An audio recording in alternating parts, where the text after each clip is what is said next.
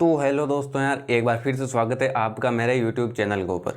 तो दोस्तों यार, आज की इस वीडियो के अंदर हम हमारे 11th क्लास केमिस्ट्री का जो सेकेंड चैप्टर चल रहा है जिसका नाम है एटॉमिक स्ट्रक्चर, हिंदी में बोल तो परमाणु संरचना, उसी को आगे कंटिन्यूस करेंगे। तो इसके शायद 5 से 6 लेक्चर हो रखे हैं। एनोड किरणों के बारे में, कैथोड किरणों के बारे में, थॉमसन भाई साहब का मॉडल, रदरफोर्ड भाई साहब का मॉडल, ये सब हमने पढ़ लिया। तो देखो, थॉमसन भाई साहब का मॉडल हमने पढ़ा था। थॉमसन भाई साहब के मॉडल के अंदर कुछ निकली कुछ कमियां आई। अब उनकी कमियों को सही किया रदरफोर्ड भाई साहब ने, ठीक है ना। अब रदरफोर्ड भाई साहब के जो मॉडल था उनसे हमें बहुत कुछ जानकारी मिली, बट लास्ट में जाके देखे तो उनके अंदर भी कुछ कमियां निकल आई। और कमियां क्या थी उनको भी हमने पढ़ लिया था लास्ट लेक्चर, पिछले लेक्चर के अंदर, ठीक है ना। अब क्या हुआ कि रदरफोर्ड भाई साहब के मॉडल की जो कमियां थी उनको सही तो करना पड़ेगा। तो उनकी कमियों को सही करने के लिए आए भीम भीम ने नील्स बोर भाई साहब, ठीक है ना। तो रदरफोर्ड भाई साहब की कमियों को दूर किया नील्स बोर भाई साहब ने। अब इनके अंदर भी कुछ कमियां हैं, लेकिन नील्स बोर का मॉडल है ना, ये बहुत इंपॉर्टेंट है। इनमें से क्वेश्चन आते हैं कंपटीशन में भी और बोर्ड में भी। तो ठीक है, न्यूमेरिकल बहुत बनेंगे इस क्वेश्चन, इस टॉपिक से, बोर भाई साहब के मॉडल से। और मैं यही सोच के चल रहा हूँ कि भाई ये जो पूरा चैप्टर है ना, आपको बेसिक लेवल से लेके एकदम एडवांस लेवल तक सारे कंसेप्ट समझाऊंगा, एकदम आपको इतने अच्छे से क्लियर कर दूंगा सब चीज़। और उसके बाद में फाइनल में लास्ट में हम देखेंगे इस एटॉमिक स्ट्रक्चर चैप्टर से रिलेटिव जेई में, नीट में आए हुए प्रीवियस ईयर क्वेश्चन। तो आई होप आप सारे लेक्चर एकदम शुरू से देखते आ रहे होंगे, और शुरू से देखते आ रहे होंगे तो भी लास्ट के लेक्चर में मज़ा आएगा, नहीं तो फिर बीच बीच में ऐसे भटकोगे तो कोई फ़ायदा नहीं होने वाला है। तो चलिए, सबसे पहले हम देखेंगे कि भाई नील्स बोर भाई साहब के मॉडल की शुरुआत कैसे हुई है। शुरुआत कैसे हुई? क्योंकि रदरफोर्ड के मॉडल की कमियों को दूर करना था इनको, इसीलिए इनकी शुरुआत हुई। तो चलिए लेक्चर की करते हैं शुरुआत, बिना कुछ बकवास किए। तो चलो, सबसे पहले ना मैं आपको एकदम बेसिक से लेके जाऊंगा, बेसिक से लेके जहाँ से नील्स बोर का मॉडल शुरू हुआ वहाँ तक। तो देखो, सबसे पहले हम बात कर लेते हैं थॉमसन के मॉडल के ऊपर। थॉमसन भाई साहब का मॉडल, इन्होंने क्या बोला था कि जो परमाणु होता है ना, वो धनावेशित ठोस गोला होता है। ठीक है, बना होगा, ठीक है। धनावेशित ठोस गोला होता है। इसके अंदर ना प्रोटॉन व इलेक्ट्रॉन एक साथ में ही वितरित रहते हैं, अलग अलग नहीं रह के एक साथ में ही वितरित रहते हैं, ठीक है ना। और दूसरी चीज ऐसी अच्छी क्या बोले कि परमाणु के अंदर जितने प्रोटॉन होंगे ना उतने ही इलेक्ट्रॉन होंगे। परमाणु के अंदर जितने प्रोटॉन होंगे उतने इलेक्ट्रॉन होंगे। अब ये चीज तो भाई सब ने करेक्ट मान ली, बट ये चीज नहीं मान पाए, क्योंकि आप भी जानते हो कि परमाणु प्रोटॉन के ऊपर पॉजिटिव चार्ज होता है, इलेक्ट्रॉन के ऊपर नेगेटिव चार्ज होता है, और दोनों एक साथ में, दोनों के लिए कोई अलग से सुरक्षा भी नहीं है, दोनों के अंदर अट्रैक्शन है ना, खतरनाक वाला। तो ऐसे कैसे, अगर ऐसा रहेगा तो फिर हो ही नहीं पाएगा परमाणु। तो अब क्या बोला कि इस चीज को इन्होंने थोड़ा गलत मान लिया, लोगों ने इस चीज को भाई माने नहीं। अब क्या हम भी नहीं मान सकते, लोग नहीं मान तो हम भी नहीं मानेंगे, और ये चीज सभी ने मानी, तो इसको ध्यान रखना। तो अब इस कमी को दूर करने के लिए आए रदरफोर्ड भाई साहब का मॉडल। क्या खतरनाक मॉडल दिया इन्होंने, और ये मॉडल बहुत दिनों तक चला, रिसर्च भी हुआ, और बहुत चीज़ें इन्होंने सही भी बताई थी हमको। रदरफोर्ड का मॉडल, इन्होंने क्या बोला था? इन्होंने बोला कि भाई परमाणु जो है ना आपका, वो धनावेशित ठोस गोला तो है,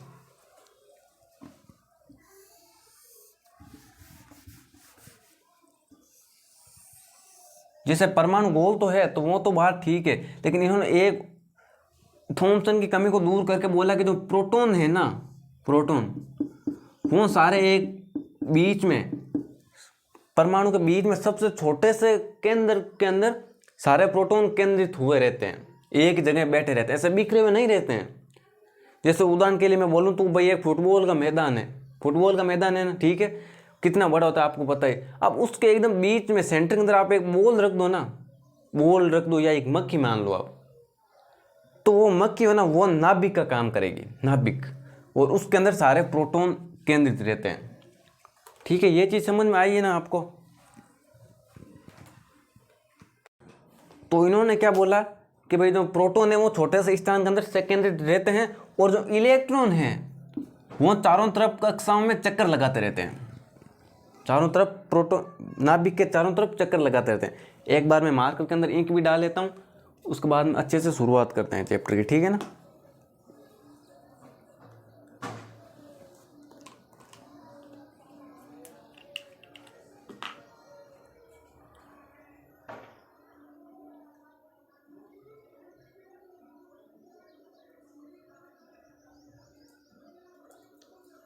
तो ठीक है,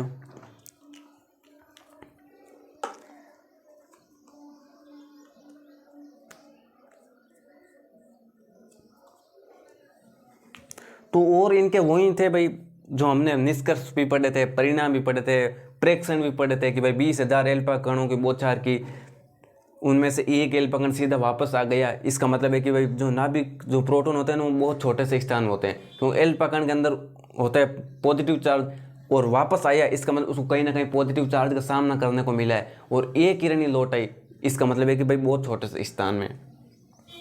और फिर हमको क्या मिला कि परमाणु का अधिकांश तो भाग खाली होता है, तो ये चीज़ भी सही है।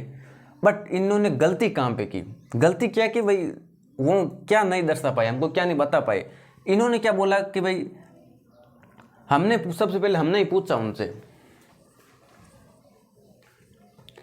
हमने क्या पूछा कि अगर भाई इलेक्ट्रॉन इसके जैसे मान लो कभी रेस्ट पे है, सबसे पहले हमने इनको ये आंटी लगाई कि अगर इलेक्ट्रॉन यहीं पे रहेगा तो यहाँ पे प्लस चार्ज, यहाँ पे नेगेटिव चार्ज, तो ये इसको अपनी तरफ खींच लेना चाहिए ना, अपनी तरफ खींच लेगा, और अपनी तरफ खींच लेगा तो परमाणु धीरे धीरे खत्म हो जाएगा, स्थायित्व ही खत्म हो जाएगा, होगा कि नहीं होगा। तो इसका जवाब देते हुए उन्होंने बोला कि ये ना इस तरह नहीं रहता है, ये इसके चारों तरफ चक्कर लगाता रहता है, नाभिक के चारों तरफ निश्चित कक्षाओं में चक्कर लगाता है, निश्चित नहीं, अभी तक निश्चित और अनिश्चित के बारे में इन्होंने कुछ नहीं बोला। इन्होंने केवल इतना ही बोला कि इलेक्ट्रॉन नाभिक के चारों तरफ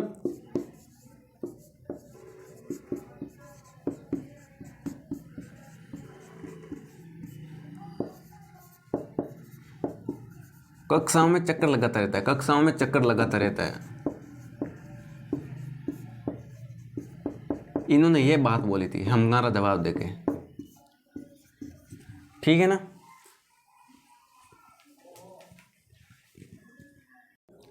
तो इन्होंने क्या बोला कि भाई जो इलेक्ट्रॉन है वो नाभिक के चारों तरफ कक्षाओं में चक्कर लगाते रहते हैं। तो उसके बाद में एंट्री हुई मैक्सवेल भाई साहब की। मैक्सवेल भाई साहब, इन्होंने भाई फिजिक्स के अंदर भी अपना योगदान निभाया एंड केमिस्ट्री में निभाया है। तो इन्होंने क्या बोला कि भाई जब भी कोई आवेश त्वरित होता है ना, तो वह अपने अंदर से विकिरण उत्सर्जन करता है। आप विकिरण भी बोल सकते हो या ऊर्जा भी बोल सकते हो, विकिरण उत्सर्जित करता है। अब देखो, जब इलेक्ट्रॉन इसके चारों तरफ कक्षाओं में चक्कर लगा रहा है, गोल गोल घूम रहा है, तो ये इन्होंने बोला कि ये त्वरित है। अब त्वरित का मतलब आपको पता है ना कि त्वरित का मतलब त्वरण, और त्वरण कब होता है कि जब किसी भाई चार्ज या किसी पार्टिकल के या तो वेलोसिटी में चेंज हो, वेलोसिटी में चेंज होना चाहिए ना। अब वेलोसिटी में भी दो प्रकार से चेंज हो सकता है, एक तो डायरेक्शन में चेंज, एक मैग्नीट्यूड में चेंज। तो मान लिया कि भाई इसके अंदर भाई मैग्नीट्यूड में चेंज आई या ना आई, बट डायरेक्शन में चेंज ये तो 100% होगा ही होगा, क्योंकि अगर गोल गोल चक्कर लगा रहा है तो जैसे मान लो यहाँ पे देखोगे तो यहाँ पे आपने एक टेंजेंट बनाई, तो ये डायरेक्शन होनी चाहिए वेलोसिटी की। यहाँ पे इस पॉइंट पे आपने टेंजेंट बनाई तो ये होनी चाहिए, बट ये गोल गोल घूम रहा है। इसका मतलब हर एक पॉइंट के ऊपर इसकी जो स्पीड की डायरेक्शन है ना वो चेंज हो रही है, वेलोसिटी की डायरेक्शन चेंज हो रही है। तो डायरेक्शन चेंज हो या मैग्नीट्यूड चेंज हो, दोनों में से कोई भी हो, हम तो मानेंगे कि भाई एक्सीलरेशन आ गया है या त्वरण आ गया है। तो भाई इनकी बात ये है कि त्वरित है तो इसके अंदर से ऊर्जा का उत्सर्जन होगा, ऊर्जा का उत्सर्जन होगा तो धीरे धीरे इलेक्ट्रॉन की ऊर्जा एकदम खत्म हो जाएगी, जीरो हो जाएगी, और जीरो होते ही ये रुक जाएगा, रुकते ही ये अपनी तरफ खींच लेगा, क्योंकि इलेक्ट्रोस्टैटिक तो फोर्स तो लगेगा ही ना। जैसे रुक गया तो ये प्रोटॉन इलेक्ट्रॉन अपनी तरफ खींच लेगा।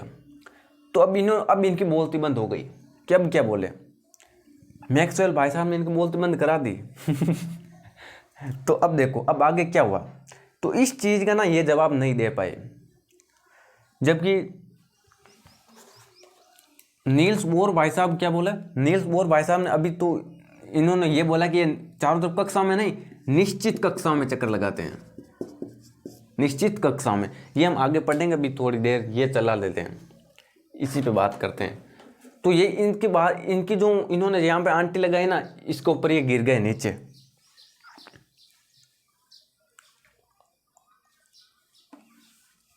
और एक चीज तो ये क्लियर नहीं कर पाए, ठीक है ना, एक चीज तो ये क्लियर नहीं कर पाई हैं। और दूसरी चीज हमने रदरफोर्ड के मॉडल में कमी के रूप में क्या देखी थी कि भाई जब है ना इलेक्ट्रॉन एक्सीलरेट होता है, मतलब त्वरित होता है, और जो विकिरण उत्सर्जित करता है ना, विकिरण उत्सर्जित करता है, तो उस टाइम इससे जो स्पेक्ट्रम प्राप्त होता है ना, वो होना तो ऐसे सतत चाहिए, ऐसे बनाओ तुम्हें, ठीक है ना, ऐसे सतत होना चाहिए। बट हमको होता कैसा है, ऐसे लाइन के रूप में, रेखा के रूप में, ठीक है ना, ऐसे रे की स्पेक्ट्रम प्राप्त होता है, ने की सतत स्पेक्ट्रम। इसको आप असतत बोल दो, ठीक है ना, असतत स्पेक्ट्रम, और होना ऐसा चाहिए सतत स्पेक्ट्रम।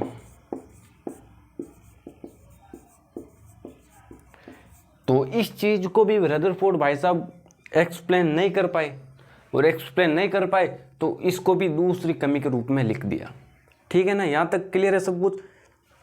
एक बार फिर से मैं जो समझा देता हूँ, क्योंकि बोर के मॉडल में क्या है, रदरफोर्ड ने जो कमियां थी रदरफोर्ड के मॉडल में उन्हीं को सही किए, तो इसकी मैं कमियां बता रहा हूँ। बाकी रदरफोर्ड का मॉडल एकदम बेसिक से मैंने अलग से लेक्चर ले रखा है, इसमें हम केवल कमियां ही डिस्कस करेंगे, और उसके बाद में नील्स बोर के मॉडल के ऊपर जाएंगे। तो सबसे पहले थॉमसन भाई साहब ने बोला था कि भाई जो परमाणु है वो ठोस धनावेशित गोला होता है, धनावेशित गोला होता है, और उसके अंदर इलेक्ट्रॉन और प्रोटॉन एक समान रूप से वितरित होते हैं। तो उसके बाद में ये कमी थी, क्योंकि एक समान रूप से वितरित होते हैं तो ऐसा नहीं चल पाता है ना, तो उसके बाद में ये कमी थी, और रदरफोर्ड भाई साहब ने इसको कमी को दूर किया, और उन्होंने बताया कि जो प्रोटॉन है ना वो परमाणु के एकदम छोटे से स्थान के अंदर, बहुत ही छोटे से सूक्ष्म स्थान के अंदर संकेंद्रित रहते हैं, और उस प्रोटॉन इकट्ठे होते हैं, उसको हम बोल देते हैं नाभिक। और जो इलेक्ट्रॉन होते हैं ना रदरफोर्ड के अनुसार, जो इलेक्ट्रॉन नाभिक के चारों ओर अनिश्चित कक्षाओं में, अनिश्चित कक्षाओं में। तो रदरफोर्ड के अनुसार ना इलेक्ट्रॉन नाभिक के चारों ओर अनिश्चित कक्षाओं में चक्कर लगाते हैं। जैसे एक कक्षा ये है, एक कक्षा ये हो गई, पता नहीं मतलब यार मेरे से ये इतने ठीक बन रहे, नहीं तो कभी कभी मैं देखता हूँ ऐसे बन जाते हैं ये। हाँ ठीक, जैसे एक इलेक्ट्रॉन इसमें चक्कर लगा रहा है, एक इसमें लगा रहा है, एक इसमें लगा रहा है, तो कोई इलेक्ट्रॉन कभी इसके अंदर आ जाएगा, ये इसके अंदर चला जाएगा, ये इसके अंदर आ जाएगा, तो ऐसे इलेक्ट्रॉन आपस में एक दूसरे भागते रहते हैं। जबकि बोर भाई साहब ने बोला कि ऐसा नहीं होता है। तो ये दो कमियां थी। अब चलते हैं बोर के मॉडल की तरफ। तो चलो अब हम चलते हैं बोर के मॉडल के ऊपर। ये दो कमियां थी जो मुझे बतानी थी आपको।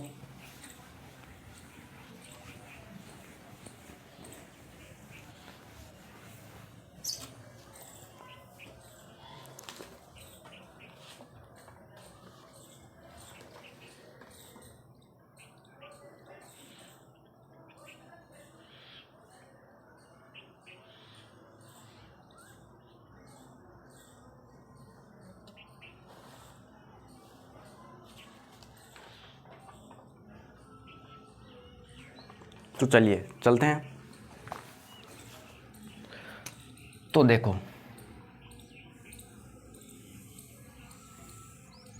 ठीक ही होगा, एक कक्षा ये है,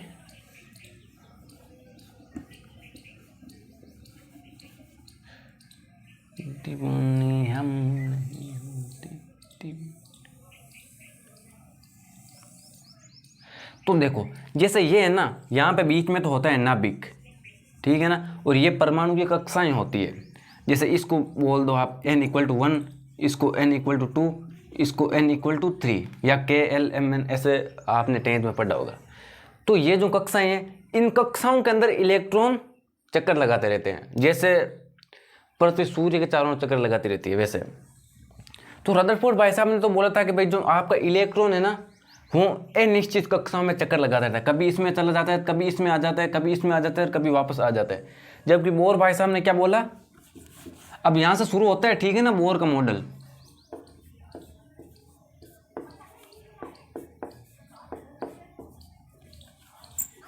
नील्स बोर का मॉडल, नील्स बोर का मॉडल। आज मैं नील्स बोर का मॉडल उतना ही पढ़ाऊंगा ताकि आपको यह समझ में आ जाए कि इसकी जरूरत क्यों पड़ी, ठीक है ना। नील्स बोर का मॉडल। तो रदरफोर्ड के अनुसार तो इलेक्ट्रॉन अनिश्चित कक्षाओं में चक्कर लगाते रहते हैं, जबकि इनके अनुसार इलेक्ट्रॉन नाभिक के चारों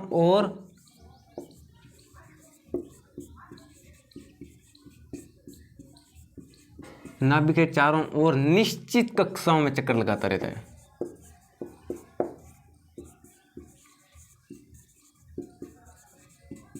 मैं लैंग्वेज बाद में लिखूंगा, आप डरना मत, ठीक है ना। निश्चित कक्षाओं में चक्कर लगाते हैं, ये पूरा मैं नहीं लिख रहा हूं क्योंकि लैंग्वेज में बाद में लिख दूंगा, आप चिंता मत करो। तो इनके अनुसार इलेक्ट्रॉन निश्चित कक्षाओं में, जैसे कि भाई ये एक कक्षा है, अब इस कक्षा की ना, इस कक्षा की यहां से लेके ये त्रिज्या है R1, ये त्रिज्या भी निश्चित होगी। इस दूसरी कक्षा की जैसे ये त्रिज्या है R2, ये इसकी त्रिज्या भी निश्चित होगी।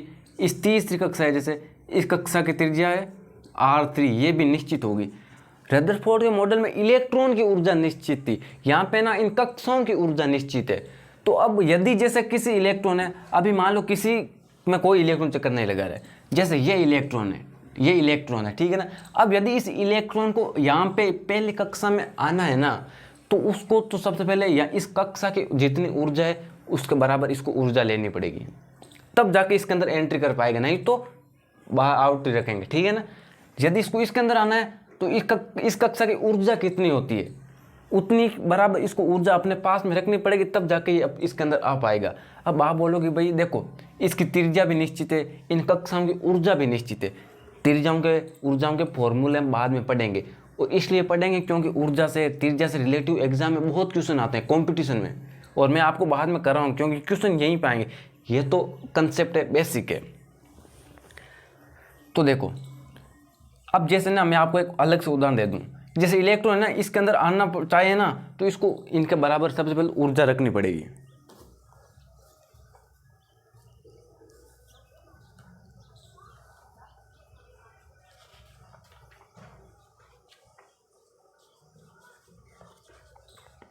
तो ठीक है, अब जैसे देखो मैं आपको एग्जांपल दे देता हूँ।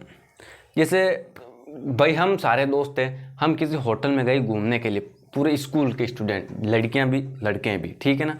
हम गए स्कूल में साथ में कहीं ट्रिप पे घूमने के लिए गए, हमने कहीं भी होटल में रूम किराए ले लिए लड़कियों के लिए अलग, लड़कों के लिए अलग। अब लड़कियों के लिए तो भाई फिक्स है ना, ये जो रूम है, जैसे रूम नंबर 1, 2, 3 एंड इस तरफ 4, 5, 6, ये लड़कों के लिए, ये लड़कियों के लिए। अब भाई मैं लड़का हूं तो मेरे को तो इन्हीं कमरों के अंदर एंट्री मिलेगी ना, इसके अंदर तो मिलेगी नहीं। अगर इसके अंदर जाना चाहूंगा तो सबसे पहले तो मेरे को आधार कार्ड के अंदर अपना जेंडर चेंज करवाना पड़ेगा, यही बात है ना और आधार कार्ड के अंदर अपना जेंडर चेंज करवाना पड़ेगा। वैसा ही इस इलेक्ट्रॉनों को इन कक्षा में, अगर इस कक्षा में है, अगर इसमें जाना चाहेगा तो सबसे पहले इसको इसके बराबर ऊर्जा लेनी पड़ेगी। ये चीज है, ठीक है ना, यहां तक आपको समझना है।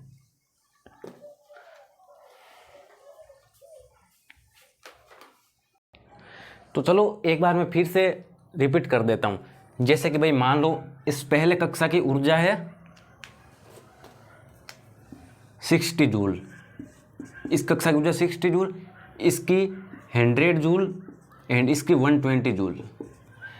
एंड अब इस इलेक्ट्रॉन के पास में मान लो कि भाई ऊर्जा है, ये एक बार छोड़ो। अब जैसे इस इलेक्ट्रॉन को इस तीसरे कक्षा के अंदर आना पड़ेगा ना, तीसरे कक्षा के अंदर आना पड़ेगा, तो इसको 120 जूल के बराबर इसको अपने अंदर ऊर्जा रखनी पड़ेगी, तब जाके इसको तीसरी कक्षा के अंदर एंट्री मिलेगी, नहीं तो इसको अंदर नहीं घुसने दिया जाएगा और बाहर से ही वापस पीट के निकाल दिया जाएगा।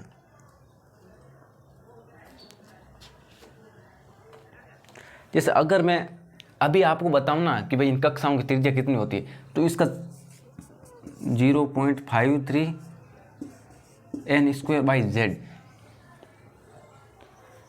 ये इन कक्षाओं की त्रिज्या का फॉर्मूला होता है एंगस्ट्रॉन। अभी मैं आपको थोड़ा एक्साइटमेंट हो इसलिए ये फॉर्मूला बता रहा हूँ, बाकी अभी का ये फॉर्मूला नहीं है, अगले क्लास में हम डिस्कस करते।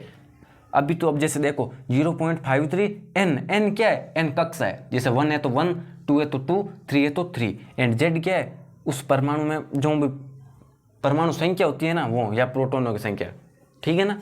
इसलिए मैं आपको एक्साइटमेंट के लिए ये फॉर्मूला बताई हूँ, और एकदम ईजी है, बस इन फॉर्मूले से रिलेटिव ही क्वेश्चन आते हैं एग्जाम के अंदर। एंड जैसे अगर इसके अंदर इलेक्ट्रॉन आ गया, अब यदि ये इससे इसके अंदर जंप करना चाहेगा तो इसको 100 जूल के बराबर ऊर्जा लेनी पड़ेगी, अगर ज़्यादा है तो उसको उत्सर्जन करनी पड़ेगी, कम है तो इसको एक्सेप्ट करनी पड़ेगी, ठीक है ना। तो यार ये था आज मैं यहीं तक पढ़ाना चाहता हूँ, क्योंकि अगर अब बोर का मॉडल बहुत ही बढ़िया है, बहुत मज़ा आएगा आपको पढ़ने के अंदर, और अभी मैं शुरू कर दूंगा तो फिर क्लास ज़्यादा लंबी हो जाएगी, ठीक है ना।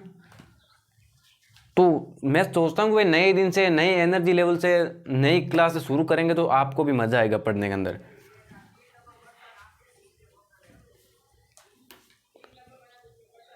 तो आई होप यार आज की क्लास आपको ना नील्स बोर के मॉडल में एंट्री करने के लिए थी, ताकि आपको अगला लेक्चर अच्छे से समझ में आए, और पिछले लेक्चर्स भी देकर आने होंगे, नहीं तो फिर समझ में नहीं आते हैं। तो आई होप आज आपकी क्लास समझ में आई होगी, अगर समझ में आई तो आप मेरे चैनल को सब्सक्राइब करना एंड वीडियो को लाइक करना, और मिलेंगे अगले वीडियो के अंदर, तब तक लेते हैं विदा, ठीक।